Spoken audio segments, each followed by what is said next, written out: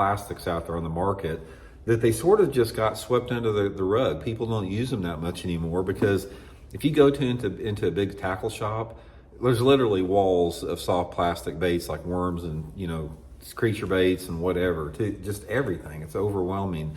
But today I want to talk about the times that a lizard is really, really effective. Now, one of the misconceptions I want to talk about is a lot of people, this has been the age-old thing about fishing a lizard.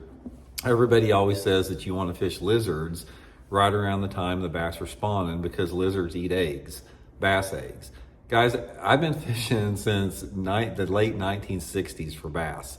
I have never one time seen a lizard in the water. So to me, that's not a valid point of view that bass only bite a lizard, that time of year because they're eating eggs. I think that's one of those, just a myth in bass fishing.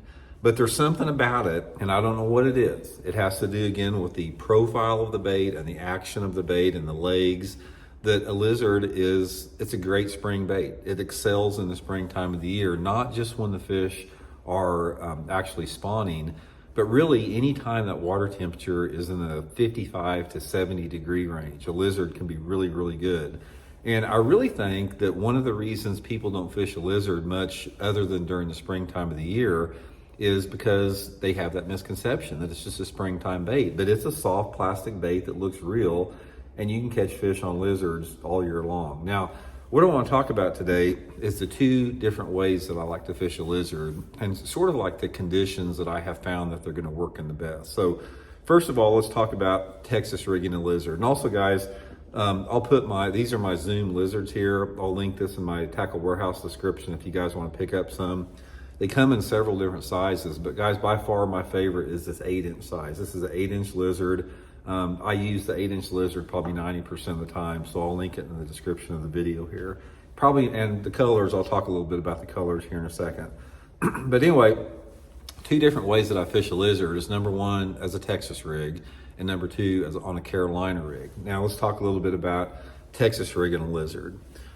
It all goes back to, you hear me talking a lot on the channel about the mood and the personality of the bass. Now, one of the things that you're going to find out about in the springtime of the year is you have this mood and personality transition of the fish based upon the spring, whether it's the pre-spawn phase, the actual spawning period, or the post-spawn.